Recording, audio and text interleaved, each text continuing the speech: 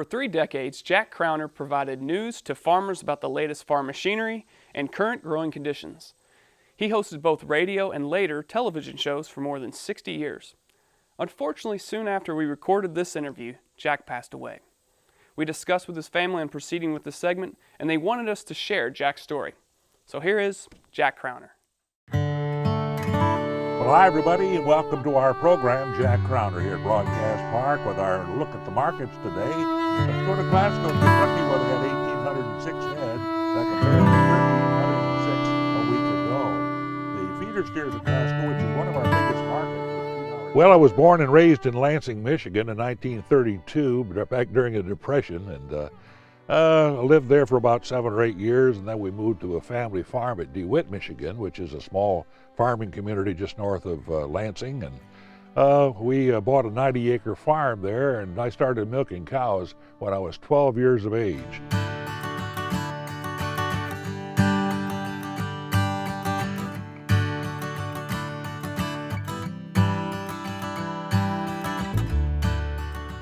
Television was only 3 years old when I started at Michigan State. They did have a license at Channel 62, and I think it got out about 5 miles, but nevertheless it was training. It was able to let me do the weather and the market news and this sort of thing each night, and it was quite an experience.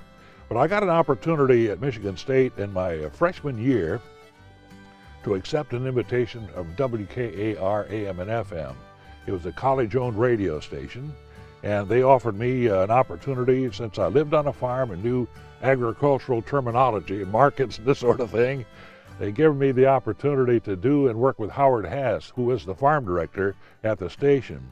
And I did the early morning show. After my milking my cows on the farm, I hurried into Michigan State at 6:30 in the morning to do the early morning farm show. And then I did a show for an hour each noontime, either in the absence of Mr. Hass, or on Saturday I had the 1-hour show of myself. So it was a great training, and that's how I really got started in broadcasting.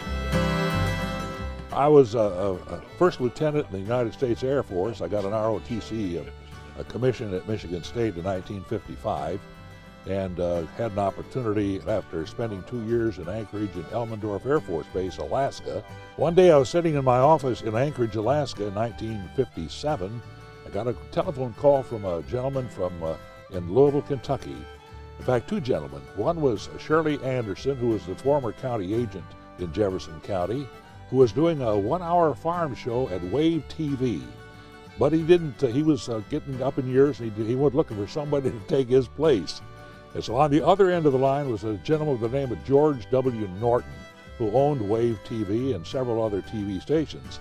And he made me promise before I took another job, I would talk to him and see what they had for me at Wave TV. Well, I took the job, got $100 a week, an opportunity to do the farm shows on radio, and then 2 shows a week, a daily show called Today on the Farm on Wave TV, and then the farm show, which was the biggie.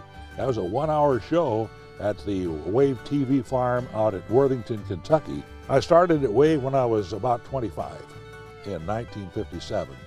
And stayed there until 1992, and a lot of changes. I want to tell you, we moved into a new building in 1959, and it was quite an exciting period of time.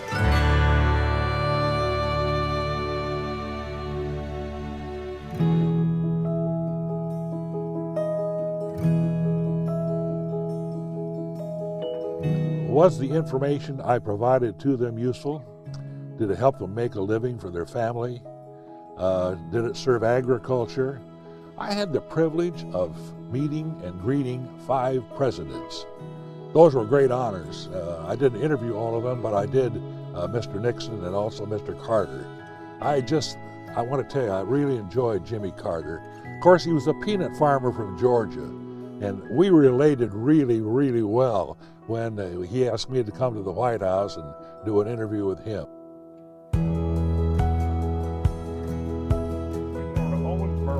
We had 625, that's about 150 more than last week. We noticed the feeder steers and feeder heifers at Owensboro were about $2 to $5 higher. and also serving all the commissioners of agriculture and the presidents of the universities and so on. They've been very, very kind to allow me access to their people to help tell agricultural story. It's been a great ride, and I've had a wonderful opportunity to serve agriculture and serve the people I love.